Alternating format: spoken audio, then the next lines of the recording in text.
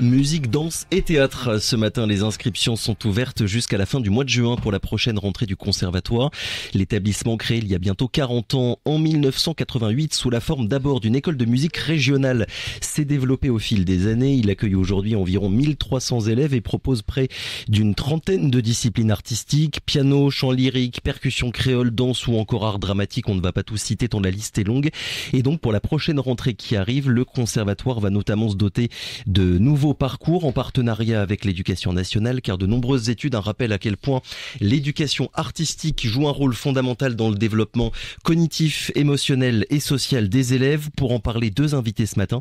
Armelle Sip, bonjour. Bonjour. Vous êtes la conseillère aux études musicales au CMDTG, le Conservatoire de musique, danse et théâtre de Guyane, et vous êtes avec Frédéric Edwige. Bonjour également. Bonjour, bonjour. Professeur de danse classique et conseillère aux études chorégraphiques. Merci beaucoup à toutes les deux d'avoir accepté notre invitation pour donc parler des nouveautés du conservatoire et de ce que vous allez proposer à vos élèves.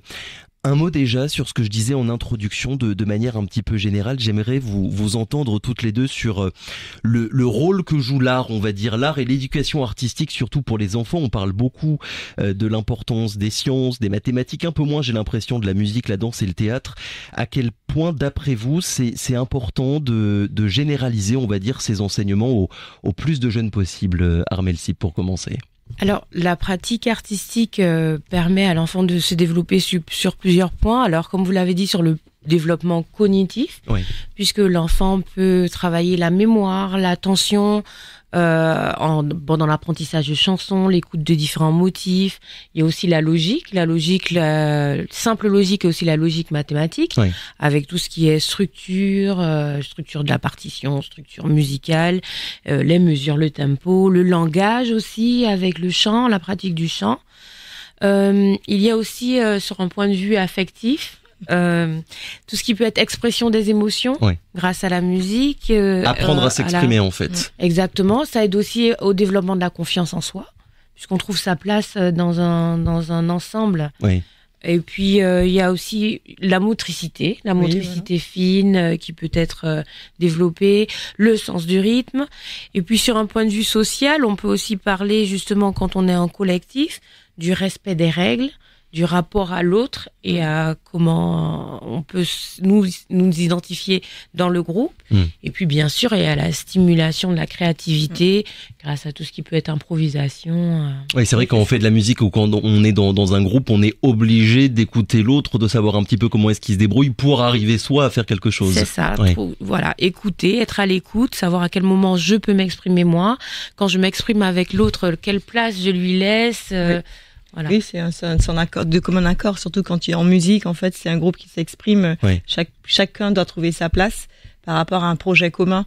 Et je rajouterais pour la danse, en fait, c'est vraiment la découverte de soi, corporellement, connaître ses limites et connaître son corps. Et je crois que c'est très important, en fait. À travers ça, on peut se connaître soi. C'est enrichissant aussi pour vous en tant que professeur de voir justement des enfants grandir via et grâce à la danse. Oui, en fait c'est très important, en fait, surtout quand elles commencent à l'âge de 6 ans et qu'on voit un petit peu que leur début, en fait, un peu c'est assez maladroit à 6 ans, ouais, et puis petit à petit ça se construit, elles arrivent à l'adolescence, elles passent le bac et puis qu'on voit que elles parviennent à se sentir bien déjà au départ dans leur corps, hein, ça c'est d'abord important, et puis ensuite peut-être développer une fibre artistique et se perfectionner si il y a tout ce qu'il faut, quoi. Vous dites elle, donc majoritairement. Bon, en tout cas en danse classique, c'est, ouais, vrai. Bon, mais c'est vrai qu'il y a aussi la danse hip-hop et il y a aussi des garçons. Donc ouais, c'est vrai. Donc je parle pour tout le département danse. Et en effet, dans la danse, il y a aussi la danse urbaine et hip-hop où on retrouve aussi des garçons. Il y a quand même des garçons en classique. Ouais. C'est vrai. Et on aurait aimé en avoir plus. Et bon, c'est vrai que c'est le défaut professionnel de dire elle. Il y a tellement de filles dans le cours de danse classique que je dis elle. Pour la musique, c'est à peu près le même constat ou c'est un peu plus équilibré entre les filles et les garçons? Ouais. C'est un peu plus équilibré. À partir dès leur entrée, à partir de 6 ans, on a déjà l'équilibre qui est fait. Et puis après, par choix d'instruments, parfois on se retrouve avec plus ou moins une différence, mais sinon c'est beaucoup plus équilibré qu'en musique. Vu qu'on parle de rôle et d'impact dans ce que vous constatez, vous, ça permet quoi finalement d'apprendre à jouer d'un instrument ou de chanter ou de danser à un enfant qui apprend plein d'autres choses en même temps? Autrement dit, les répercussions qu'il peut y avoir sur son parcours scolaire par exemple, est-ce que ça peut justement aussi aider sur ces aspects-là, Armelle-Si, pour commencer? Tout à fait, ça peut aider parce que ça permet déjà à l'enfant d'avoir de bons réflexes d'apprentissage. Oui. Les réflexes sont beaucoup plus installés avec la pratique instrumentale. Et puis, tout à l'heure, on parlait aussi de confiance en soi. Ça peut être un bon moteur pour pouvoir trouver une stimulation à être un petit peu plus attentif en classe, à se pousser un petit peu plus loin que ce qu'on aurait pu faire si on n'avait pas cette pratique instrumentale derrière. Bon, après, si on aime le chant, évidemment, c'est plus facile d'aller à un cours de chant qu'un cours de bio un mardi matin à 8h ou 9h. Alors, plus facile. Disons que quand on a envie de faire quelque chose, c'est la démarche est plus évidente. C'est vrai que de toutes les façons, ce sera plus, la démarche sera plus naturelle d'aller à quelque part où on a envie d'être. C'est vrai que du coup, ça pose la question du plaisir. Vous, pour la danse, Frédéric Edvige, justement, il faut du plaisir, mais il faut aussi de la rigueur et du travail. Et surtout, je pense que quand un enfant vient, il a une représentation de la discipline. Oui. Donc, en fait, c'est à nous, en fait, de lui faire comprendre, en quoi consiste le fait d'aborder cette discipline, en quoi ça consiste. C'est-à-dire que ça demande peut-être pour la musique de répéter, de s'entraîner régulièrement à la maison, pour la danse d'être très attentif aux conseils et aux corrections pour pouvoir s'améliorer. Donc en fait, et c'est faire comprendre. En fait, on apprend à l'enfant aussi à être élève. Oui. Voilà. C'est-à-dire que c'est ça. Et puis aussi garder la motivation. Et c'est ça qui est le plus difficile. C'est-à-dire que quand il commence, c'est trouver les ficelles pour qu'il reste motivé du début à la fin, en fait. D'accord. Et lui apprendre à être élève et au fur et à mesure prendre les codes, quoi. C'est ça. C'est parce qu'en fait. On leur présente un enseignement spécialisé, donc du coup, c'est vrai qu'il y a le plaisir, mais aussi il y a toute la rigueur à côté qui doit être importante. Majoritairement, les élèves, les enfants que vous avez, à la base, ils viennent parce que ce sont eux qui ont envie de venir, où il y a quand même la dimension des parents qui leur disent non mais c'est important que tu ailles au conservatoire. Il y a les deux, oui. Mais comment dire, ça pose aussi la question. Ce qui revient quand même très souvent dès qu'on parle du conservatoire, c'est que il y a la dimension d'excellence qui revient assez régulièrement et qu'il n'y a que ou beaucoup d'enfants qui viennent de certains milieux sociaux. Je voulais savoir ce que vous constatiez finalement dans le profil des élèves que vous aviez au conservatoire ici en Guyane. Alors il est vrai que ça attire un certain type de public. Ça, il faut pas se mentir. Et c'est pour ça qu'on a des missions vraiment d'éducation artistique et culturelle dans les écoles, qu'on a des missions à travers aussi la classe horaire aménagée danse. On va en parler. Et on essaie de toucher en fait un petit peu tous les publics parce que nous vraiment c'est à la fois on a cette mission de pouvoir donner un enseignement spécialisé et en fait de pousser les élèves vers, on va dire, la professionnalisation ou bien de bons amateurs. Et d'un autre côté, il faut qu'on touche en fait tout le public pour que en fait que la personne lambda qui vient d'un certain milieu puisse avoir accès en tout cas à cet enseignement artistique. Armelle-Si, là-dessus justement, il y a un travail à faire pour attirer encore d'autres profils. Tout à fait, parce que comme disait Frédéric, nous un de nos objectifs, c'est favoriser justement cette pratique artistique. Donc nous allons trouver, nous travaillons activement à chaque fois à trouver des moyens de permettre l'accès à cet enseignement spécialisé au plus grand nombre. Et quel que soit l'endroit aussi, il se trouve sur le territoire. Je le disais tout à l'heure, le conservatoire aujourd'hui, c'est plus de 1300 élèves. C'est quoi les disciplines qui marchent le mieux, qui attirent le plus d'élèves, Armelle ? Alors le piano, ça c'est sûr. Tout de suite sans réfléchir, le piano, la guitare, ce sont les disciplines qui sont le plus demandées. Mais il y a beaucoup aussi, depuis quelque temps, les percussions traditionnelles, le département art traditionnel aussi qui fonctionne bien entre la danse, les danses à loukou, danse traditionnelle, percussion traditionnelle. Donc voilà, il y a cette offre au conservatoire et puis après toutes les autres, elles ont aussi leur public et puis après il y a des places dans des disciplines comme le trombone. Voilà, on incite aussi les élèves à découvrir d'autres instruments. Et vous, Frédéric, pour la danse, il y a certaines disciplines qui sont vraiment très demandées par rapport aux autres? Non, en fait, la danse, enfin, je dis non, mais la danse fonctionne, hein, c'est un département qui fonctionne.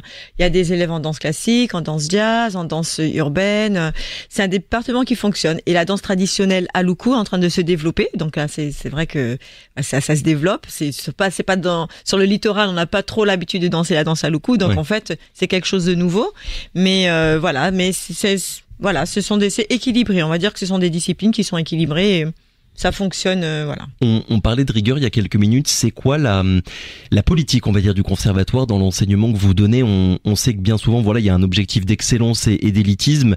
Vous, c'est quoi, par exemple, votre manière d'approcher la musique, Armelle? Est-ce que vous êtes là pour apprendre la rigueur, former de futurs musiciens, d'excellents musiciens, ou bien le but premier, c'est quand même de s'amuser et de développer la créativité chez vos élèves? Alors, le but premier, c'est que l'élève puisse se développer dans sa pratique, parce que ils ont tous un cursus qui leur convient. En fait, on s'adapte beaucoup à l'élève. L'élève est au centre même de notre enseignement. Après, il y a des élèves qui vont vouloir aller dans la pratique amateur. On va les accompagner à ce moment-là à développer leurs compétences pour qu'ils puissent s'installer dans une pratique amateur.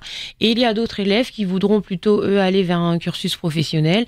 Et à ce moment-là, pareil, on les accompagnera dans leur projet. Oui, avec la formation diplômante. Exactement. Ça, donc à la fin quand qu'ils ont vraiment envie de pratiquer cette discipline et qu'ils ont les qualités, on va jusqu'au bout et on va jusqu'au diplôme que propose le conservatoire. Voilà, le diplôme d'études musicales, c'est celui qu'on délivre et qui a le plus haut niveau. Oui, donc c'est vraiment important en fait dès le début d'arriver à savoir ce que l'enfant a envie de faire, si c'est juste pour s'amuser un petit peu, apprendre un petit peu à danser, à chanter ou à faire de la musique, ou au contraire que cette discipline-là ait une importance assez considérable dans son existence. C'est la raison pour laquelle je crois nous créons tous les nouveaux dispositifs et tout, c'est pour pouvoir déjà élargir l'offre pédagogique, mais aussi détecter les potentiels et puis créer les ponts entre vers la professionnalisation et tout ça vers un niveau national et un niveau international. Oui, parce que vous mettez en place, du coup, on en arrive à ces nouveautés finalement qui vont exister à partir de la prochaine rentrée, des classes à horaires aménagés.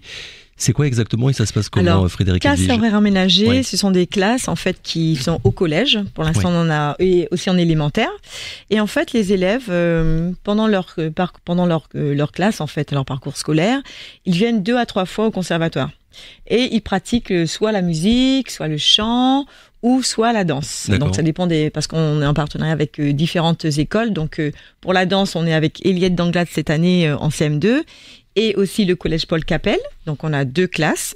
Et pour la musique, je laisse la Pour la musique, donc nous sommes en partenariat avec l'Éducation nationale dans les établissements de Néron, en Réunion-Montjoly, de Vendôme pour l'élémentaire et le collège Gérard Holder. Voilà, c'est ça.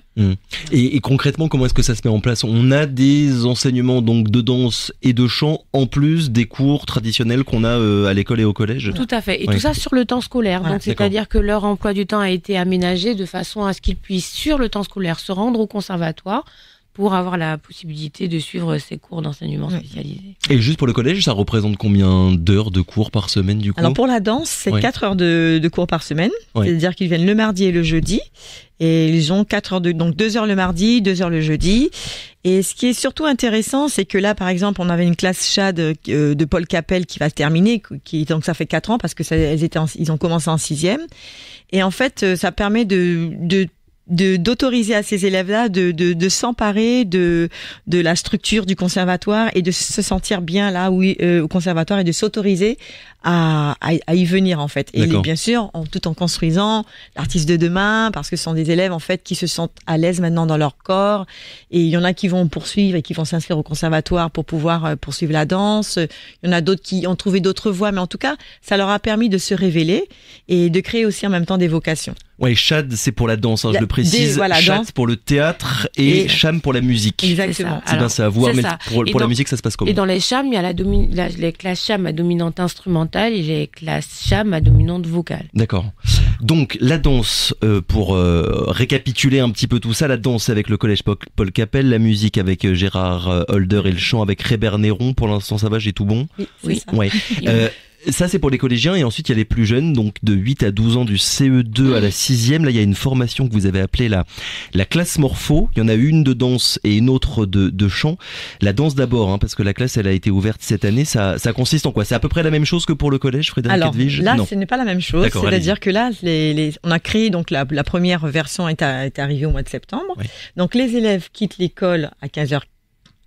Avant 15h, donc ceux qui sont de Montjoly peuvent venir assez facilement. Donc on a créé une audition, on a sélectionné des élèves, elles sont 8 cette année, et en fait suite à ça, elles viennent tous les jours au conservatoire. Elles pratiquent 1h30 de danse classique et une discipline complémentaire. Donc cette année, on a placé le théâtre, on a placé la danse à loukou, la danse hip-hop, des ateliers, et en fait ce sont des élèves en fait qui au départ ont quand même des qualités, par rapport à cette discipline. Et notre attention, c'est vraiment de pouvoir les former au mieux, pour sur le plan peut-être international. Oui, on vise l'international, et surtout le regard aussi de l'Opéra de Paris, parce qu'on a comme un partenariat avec l'Opéra de Paris. Donc ça nous permet aussi de tisser des liens, des liens, et puis même de créer un pont avec le national. Voilà. Et donc pour vous, pour la danse uniquement, ça a commencé au mois de septembre, c'est bien ça? Oui, ça a commencé au mois de septembre. C'est quoi les premiers retours finalement que vous avez de cette première classe morpho? Alors c'est sûr que pour les premiers retours, on a des retours très positifs. Il y a des élèves qui se sont... premier retour déjà, il y a une élève qui va partir en stage à l'Opéra de Paris, là, parce qu'il y a un stage en juillet d'une semaine. Donc il y a une élève qui a été repérée, qui fait juste un stage d'une semaine en immersion. Donc ça c'est très bien. Oui. Et pour les autres, en fait, ça leur permet toujours, en tout cas, il y en a qui poursuivent dans la classe morpho, d'autres passent en 6e et qui ne pourront pas malheureusement.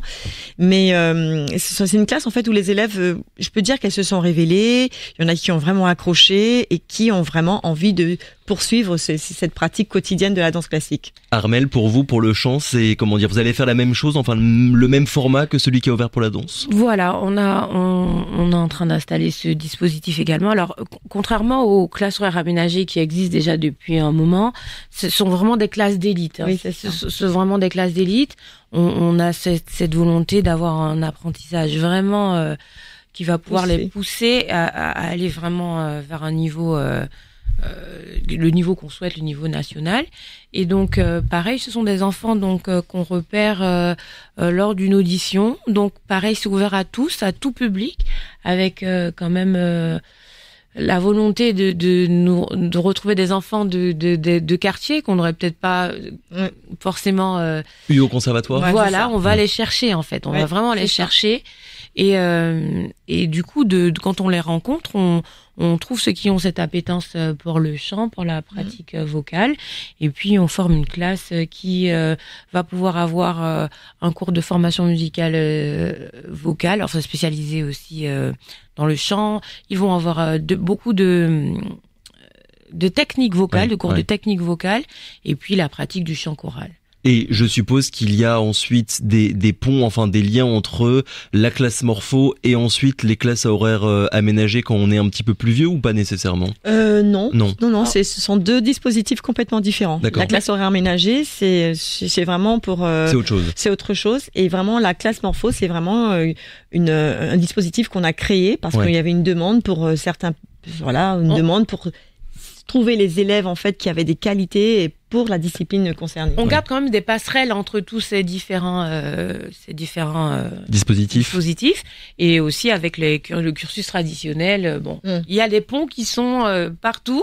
On peut faire tout le trajet qui correspond à tout le monde, quoi. Mais comment est-ce qu'on repère du coup une voix par exemple qui a du potentiel qui sort de la bouche d'un enfant de 8 ans? Ça se base sur quels critères finalement? Je suppose que c'est pas non plus très évident. C'est déjà beaucoup de motivation. C'est-à-dire quand l'enfant il est là et qu'on voit on sent qu'il a vraiment envie. Donc la motivation c'est très très important.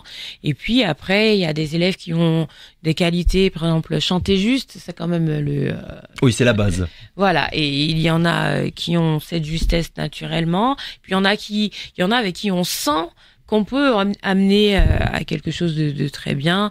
Donc voilà, et puis on est groupés, enfin on est nombreux quand on fait le moment de détection, en fait, on va dire. C'est ça. C'est toute l'équipe qui détecte. Toute l'équipe, voilà. On est vraiment en équipe et puis on en discute et puis chacun donne son ressenti et voilà. Ouais, tester et le talent et la motivation. S'il n'y a pas les deux, ça va être difficile d'intégrer ces classes-là. Ouais. Et donc, pour les sélections, je retrouve les dates. Pour la danse, ce sera ce dimanche et pour le chant au début du mois de juillet. Il y aura un stage. Juillet, oui, il y aura un stage le 1er de juillet et ce sera au conservatoire avec le professeur Olivia Eusé. Donc, ils pourront venir ces 2 jours-là pour pouvoir se présenter. Et avec quelque chose à préparer aussi ? Peut-être ils peuvent essayer de se préparer un chant à présenter. Oui. Mais sinon, ils seront bien pris en main, bien occupés. Franchement, ce sera très bien. J'aimerais vous entendre, vous avez commencé à en parler tout à l'heure, sur le programme de l'Opéra de Paris qui vient en Guyane depuis maintenant plusieurs années. L'idée, l'objectif, je le rappelle, c'est de sortir un petit peu l'Opéra de Paris pour aller toucher un nouveau public avec des spectacles, des cours, des masterclass un peu partout sur le territoire. Est-ce que vous avez l'impression, Frédéric, que dans la dans la durée, il y a quelque chose qui est en train de s'installer, de s'intensifier, que ce programme il apporte, on va dire, un boost à l'apprentissage de la musique et de la danse en Guyane? En tout cas, pour la danse, moi je trouve que les élèves en fait déjà ne connaissaient pas l'opéra. Ouais. Bon, donc déjà il y a 3 ans de ça, en fait, quand le programme a débuté, les élèves ne connaissaient pas l'Opéra de Paris. Et là, en fait, il y a cette curiosité qui s'est déclenchée par rapport à cette école. Les élèves s'autorisent en fait à rêver, à y aller et se projettent, se disent c'est possible, je peux essayer d'aller à l'opéra. Là, il y a une petite qui m'a dit mais moi je vais aller à l'opéra l'année prochaine, alors qu'avant, je dirais même moi, je me permettais pas de proposer ça aux élèves parce que je connaissais un petit peu la particularité de la danse en France, la danse classique en France. Donc et là en fait il y a quelque chose qui s'est quand même ouvert. Il y a une porte qui s'est ouverte et je me dis on y va quoi. Si on peut y aller, on y va avec certains élèves, pourquoi pas. Il y a eu un avant-après ce programme de l'Opéra de Paris de votre côté, Armelle? Tout à fait. Ouais. Les élèves ont découvert cette institution vraiment avec plaisir. Et puis chaque concert est comme un petit moment de rêve. Les enfants sortent comme sur des nuages. Ils sont remotivés, ils sont boostés, ils sont ils ont l'occasion aussi de rencontrer des professionnels qui les tirent vraiment vers le haut. Donc oui, forcément il y a un avant et un après le passage de l'Opéra de Paris. Oui. Ça, c'est pour l'apport, on va dire, pour les élèves, mais de votre côté, en tant qu'enseignante, en tant que professeur, est-ce que ça vous a aussi apporté une nouvelle manière de regarder, en fait, un petit peu les choses? C'est pour ça que, je vais vous dire franchement, c'est pour ça aussi qu'il y a la classe morpho aussi qui a pris naissance. C'est-à-dire que je me dis, dans ces cas-là, si on peut se permettre de rêver, autant tirer les élèves le plus tôt possible. Surtout que la danse, il faut commencer assez tôt pour qu'on puisse les détecter, les élèves. Et puis travailler vraiment des choses bien précises.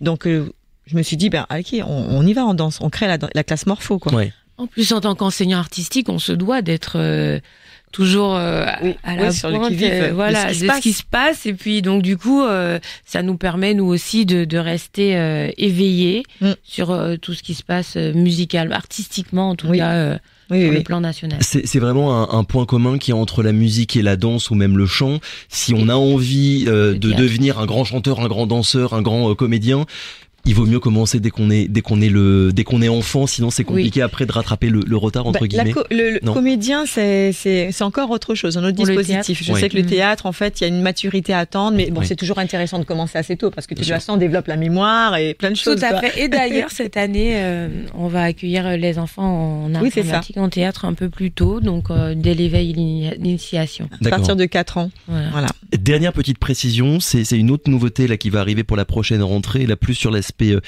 technique, on va dire, c'est l'arrivée de logiciels professionnels offre étoffée en MAO, musique assistée par ordinateur. Ça vous sert à quoi finalement? Ça c'est une très très belle nouveauté pour cette année.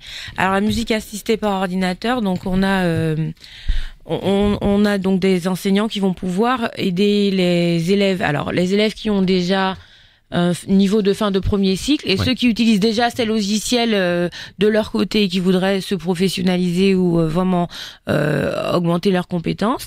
Donc on va avoir des logiciels comme Logic et Ableton Live qui sont des logiciels avec lesquels on peut faire de la programmation musicale, et puis le logiciel Dorico qui est lui un logiciel d'édition de partitions. D'accord. Donc du coup il est possible il sera possible à partir de septembre d'avoir des cours, des formations sur la maîtrise de ces logiciels. Et oui, aujourd'hui, l'apprentissage de la musique, il passe nécessairement par la maîtrise de tous ces outils informatiques. Voilà. Ouais. Et donc, le conservatoire a vraiment mis en place une salle dédiée à l'apprentissage de la musique assistée par ordinateur.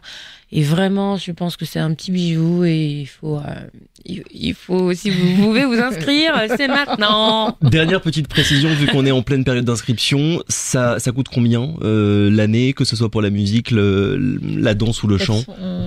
Oui, les frais d'inscription 433. À peu près, ouais. Et ça, tout dépend aussi c'est 433 € l'année. D'accord. Voilà. Il y a la possibilité aussi de faire des ateliers. Enfin voilà, renseignez-vous, il y a de quoi. En tout cas, toutes les informations, et je le précise, sont disponibles sur votre site internet cmdt-6 Guyane.fr. Merci beaucoup à toutes les deux d'avoir été avec nous ce matin, Armelle Sip et Frédéric Eddy. Très bonne journée et bon courage pour la période d'inscription qui s'annonce.